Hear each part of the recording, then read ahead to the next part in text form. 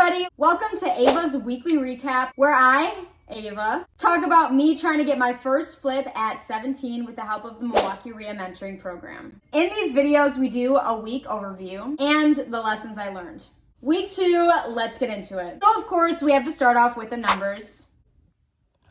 Here were my numbers for last week. You best believe I'm on track, baby. I mainly did cold calling as always. I always try to reach for a minimum of 3 hours every single day. So looking at my numbers, I realized I didn't actually get as many pickups as I did last week. I realized the problem was my number got marked as spam.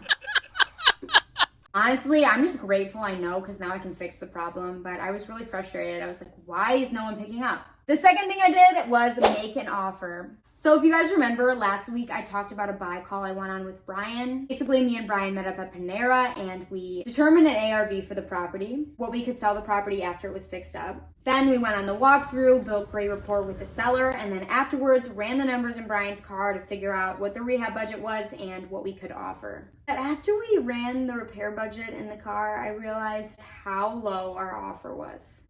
But right off the bat, I knew the offer was going to be low. It's worth a shot. And then I gave the potential seller a call and I got rejected.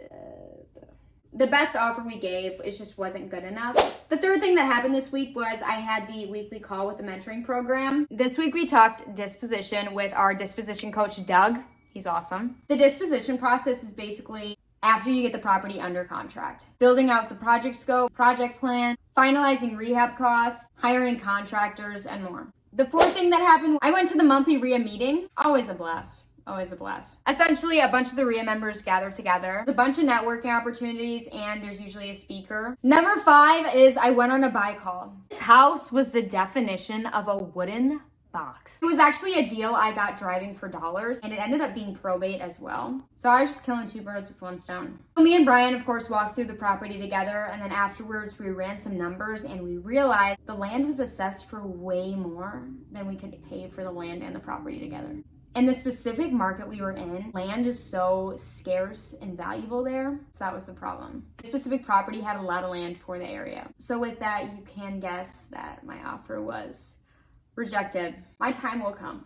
Number 6, I did a favor for a friend. On my first weekly update video, I talked about how I get so motivated when I get to go and see other people's flips, and I got the opportunity to. So my real estate mom and dad were basically out of town and needed someone to go check in on one of their flips to make sure the contractor was doing the work. And if that work was done, they were able to give the contractor their next payment. The 7th thing I did that week was meet up with the mentoring program and talk disposition. So again, we met up with Doug, the disposition coach, but in person. We actually got to go out to a property and take a look at it during the rehab phase. It was actually one of the students' flips they were currently doing. It's got a long ways to go, but I just think it's the coolest thing. Makes me so excited to get my own. Now for the lessons I've learned. Number 1, it's a blessing to learn about your problems so you can fix them. I'm so glad I found out my number was showing up as a spam risk because now I can just fix it. Number 2, contractors will still sometimes not get the work done even if that means sacrificing a paycheck. Not everyone is just motivated by money.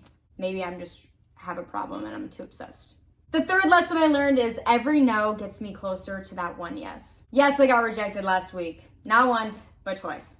But that only means I am this much closer to my one yes. I'm so excited to get my own flip. All right, guys, that is it for this week's weekly update. I hope you enjoyed episode number 2. And episode number 3, will I get my flip? I don't know, but you'll have to like and subscribe to find out. Thank you so much for watching, and I'll see you in the next video. Bye.